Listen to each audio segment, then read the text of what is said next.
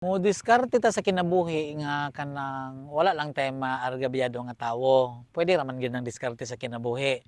Ang modern jeep lang gyud naa may diskarte ana pero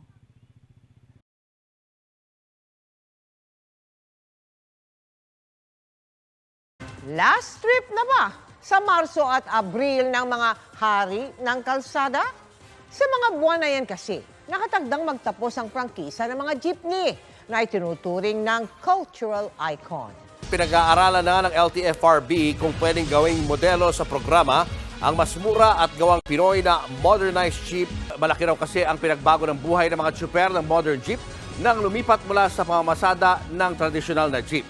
Marami sa kanila, pinili talagang hindi sumali sa kooperatiba o korporasyon dahil napakamahal daw ng modern jeep. Ang tanong, palalawigin ba ang kanilang prangkisa o mawawala na sa kalsada ang mga tradisyonal na jeep? Asako, tarong wala naman may jeep kay amo naman gi Marigya.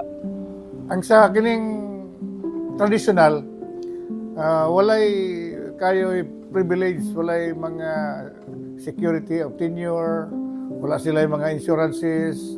Bayan anang sa kanang unay jeep. Pero minti okay. Una po bus, okay po kay amo ka man drive. Wala na po ko sa baso asa tay butani sa atong panarbaho. Aw, basta lang ampo na tas Ginoo nga balak usa na diya nga salakyan, majibag mabas, diretso na og dili. Basta kay na tayo trabaho. Ano akong yapas. Oo, diskarte lang yapon.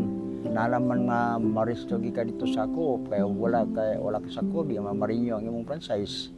Muna wala pa na mabalik kung sagi ang turanan gid ana sa ulahi o kung sagi mo pabilin ani ang bus ba o ang jeep ba kay matak ba sa balaod pa may perpekto kay nga desisyon dito sa gobyerno. The government has to do its part, no? Has to do its duty for the protection of the general welfare. Na may mapiktahan, but what is being protected is the majority members of the society. bahalag ang plite na ay diferensya gamay pila man ang traditional nga jeep like 15 din la 18 3. Okay raman sud siguro na mas sakripisyoan ra nato basta kay kanang ang kahamugaway ba kanang ato ang convenience gani kanang di ta maglisod nang moabuta sa atong giadtuan nga on time di ta ma-late para mas mapadali mapagaan nya ang safety mao ra may ginatong gihunahuna ang safety kay nabi gahulat nato sa ato sa balay o naigahulat nato sa atong balay nga safety ta maabot so mga bag-o man gid na nakita man gid nato ug nakasakay ka makita man gid mo safety man gid siya bag-o convenient gid siya. Ako ako nga lang Pilmo Rabi. Ako di ay si Hil Ortiz, currently connected at Price Gases Incorporated, Cagayan de Oro Operations.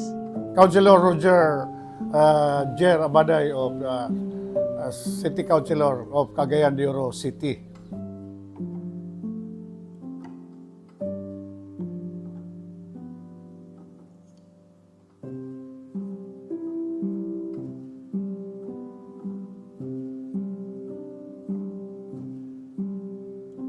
On the side of the traditional operators and drivers, ako kay epekto.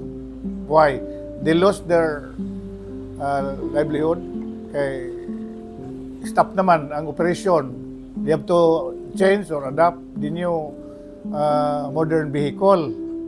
In spite of the fact nga na ay subsidy ang atong gobyerno, mga maka-down sila, maka-secure sila og kining modern bus, no? Wala problema sa uban kay ang sakyanan na yung mga sakyanan di wala na marinyo. Yung pang chap-chap na gani ang uban. Amo to kung sa ilang plano sa ilang nabuhay kung sa ilang plano ani paraod karon nga kuan naman kinalaman nga maristo gi ka dito sa ako kay wala ka sa ako di marinyo ang imong franchise. Nya sadto silang man gud kay naaman gud ay pugunay kanang limitation pud kibali ba kana ganing murag kapas kana yang life lang gani niyang like 10 years lang taman. Ang uban naman gud kay gamiton lang gyapon nila bisag wala na wala na gani franchise, wala na kuan. Gamiton gyapon basta mudagan lang. Mao man ang Pilipino, inanam tang Pinoy diskarte man gid ta. The traditional PUJ, no? This is the source of transportation for how many years?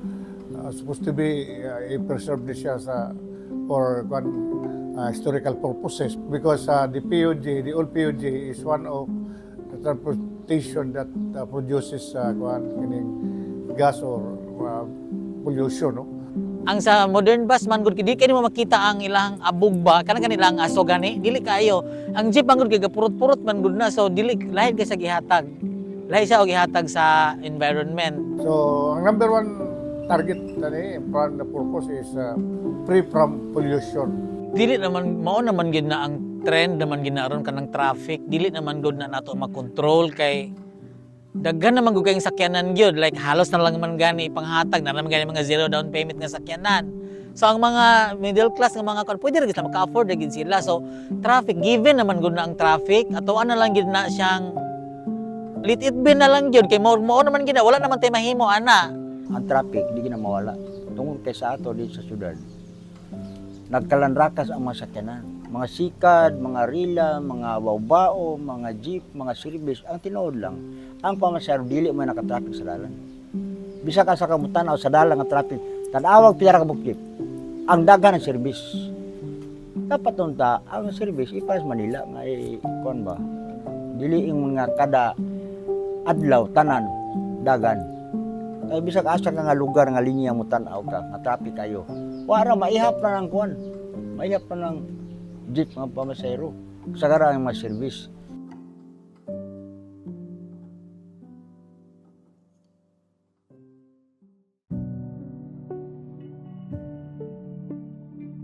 Sa on the part of the new vehicles, new modern, dako advantage sa mga pasahero, mga passengers, drivers, because safety and comfort and secured. Bisag puno na pwede man maka-standing, nana ya. Amo gaya standingan kay habog man di man sa jeep nga piyot ya. Napa-aircon, ya init, nana mo gid nga aircon kay udah sa jeep init pagi kayo nga sikit pa kayo pasahero.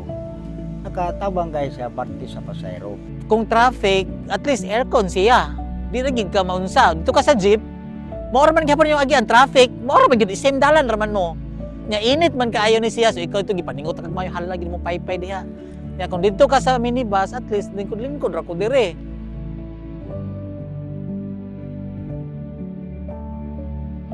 Di man pud ta pwede mo puyo lang gid pud ta sa atong kanang naandan gani nga To adapt the new the new transportation. so i-grab nato kung unsa na ay mas bag-o atong i-adapt siguro sa atong kaugalingon kay drog nanay maayo nga may hatag pud sa atoa. Daghang kang opportunities if you wake up early. Bisag panitan kapoy, ma-update man ka kay uy, oras na. At yung trabaho na ko. Wala dia. Ang trabaho ko saya po sa inspirasyon nimo sa imong lawas yung katao nga ma-update ka. Kaya wa kay trabaho luya ka. Ilang kang ida si ana. Sabi nila early bird catches worm, di ba? Kinakoy pangandoy sa akong kinabuhi, nakoy pangandoy sa akong pamilya. Sila ang murag motivation kibali ba kuan. Kita tanan naman tay inspiration gyud ikaw na ay imo na ay ako. Basta sa ako lang ang makapamotivate sa akong pamilya. Kung kaugalingon akong ugma, ako may ugma.